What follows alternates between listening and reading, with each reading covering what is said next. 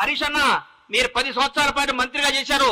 దయచేసి ఆత్మసాక్షిగా గుండె మీద చేసుకొని చెప్పండి. మీరు నిజం చెప్పండి. ప్రభుత్వం రేవంత్ రెడ్డి గారు అద్భుతంగా చేస్తున్నాడా చేయట్లేదా, పరిపాలన బాగుందా లేదా, మీరు మనస్సాక్షి మీరు క్వశ్చన్ చేసుకొని మీరు మాట్లాడండి. ప్రతిరోజు ఏదో విమర్శించాలి. ఎందుకు ఇస్తారు సార్ మీకు ఎంపీ సీట్లు? ఒక్క సీటు కూడా టీఆర్ఎస్ గెలవు, బీఆర్ఎస్ గెలవదు. ఈసారి నేను చెప్తున్నా రాసుకోండి, ఒక్క సీటు కూడా గెలవదు. రండి, మీ ఓడిపోయిన మంత్రులు అందరూ వచ్చి, మీరందరూ వచ్చి, మీకు దమ్ము ఉంటే అందరూ వచ్చి ఒక్కొక్క పార్లమెంట్ లో పోటీ చేయండి. అందరూ రండి, ఎంతమంది గెలుస్తారు చూద్దాం.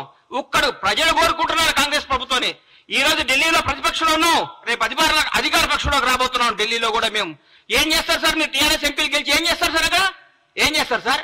ఈ 10 ఏళ్ళు ఎందుకు పోలేదు సార్? ఈ 10 ఏళ్ళు హైదరాబాద్ ఢిల్లీ ఫ్లైట్లు అంతేనియా? ఈ 10 సంవత్సరాలు హైదరాబాద్ ఢిల్లీకి ఫ్లైట్లు లేవా? ట్రాన్స్పోర్ట్ అయినా ఆగిపోయిందా? ఈ 30 రోజుల నుంచి ట్రాన్స్పోర్ట్ వచ్చిందా?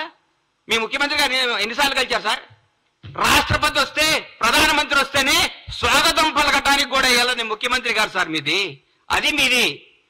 మా ముఖ్యమంత్రి గారు, మాజీ రాష్ట్రపతి గారు వస్తే పోయి పలకరించి నమస్కారం పెట్టి ఆయన సంస్కారం చాటుకున్న గొప్ప నేత రేవంత్ రెడ్డి గారు.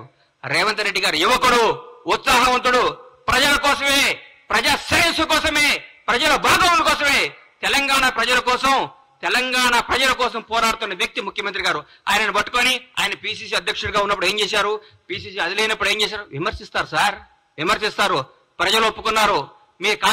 మా కార్యకర్తలందరూ మా ఇంటనే ఉన్నారన్నారు హరీష్ అన్న. 10 సంవత్సరాల ప్రతిపక్షంలో ఉన్నా కానీ కాంగ్రెస్ కార్యకర్తలందరూ కాంగ్రెస్ లో ఉంటారు. ఈ రోజు ఏ పార్టీ కార్యకర్తలు అధికారం ఉన్నా లేకపోయినా ఒక కార్యకర్తలు అంటూ ఉంటారు. బీజేపీ కార్యకర్తలు బీజేపీతో ఉంటారు, సిపిఎం వాళ్ళు సిపిఎంతో ఉంటారు, సిపిఐ వాళ్ళు సిపిఐతో ఉంటారు. ఏ పార్టీ కార్యకర్తలు ఆ పార్టీలో ఉంటారు. కార్యకర్తలు ఎక్కడికి పోరు. కానీ జనం మాత్రం ఈ రోజు కాంగ్రెస్ పార్టీ వెనకాల ఉన్నారు. కాంగ్రెస్ పార్టీ అభివృద్ధి వైపు ఉన్నారు. కాంగ్రెస్ పార్టీ మంచి పరిపాలన కోసం ఉన్నారు. కాంగ్రెస్ పార్టీ చేస్తున్న అభివృద్ధి వైపు ఉన్నారు.